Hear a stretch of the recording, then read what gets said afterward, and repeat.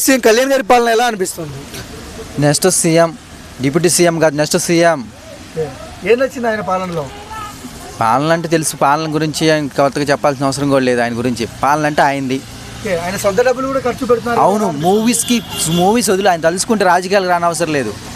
ఆయన చేసి ఇప్పుడు కష్టపడి నైట్ షూట్లు కూడా ఒక పక్కన రాజకీయం చేస్తూనే, ఒక పక్కన సినిమా ఫీల్డ్లో వర్క్ చేస్తూనే ఆయన ప్రజలకి ప్రతి ఒక్క రూపాయిని స్పందిస్తూనే ఉన్నారు.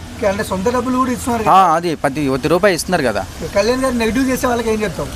100 మంది అనుకుంటారు.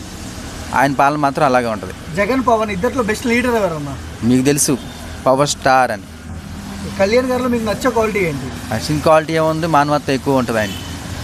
అండ్ ఎవరు గుర్తుకొస్తారు కళ్యాణ్ గారిని చూస్తే? చగువీర గారు బాగా గుర్తొస్తారండి మాకు. ఎందుకన్నా? ఆయనకున్న గడిసి ఇంకోటి ఉంది కాబట్టి.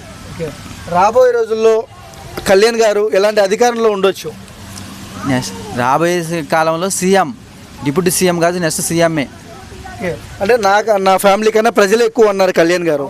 ఎలా అంటే అది బాగుంటుంది. అది ఆ మాట తీరు అందుకనే కదా చెప్తుంది. ఆయన కుటుంబంలా చూస్తారు ప్రతి ఒక్కరిని.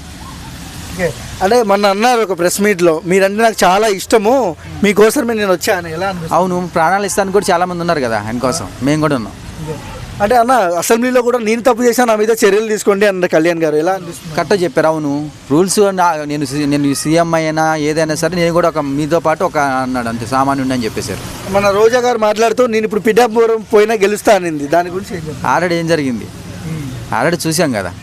ఇంకా పిఠాపురం కాదు కదా, ఎక్కడికి పోదు, ఇంకా ఆమె రాజకీయాలకు రాదు. 1 వర్డ్లో పవన్ కళ్యాణ్ గారి గురించి చెప్పమంటే ఏం చెప్తారు? 1 వర్డ్లో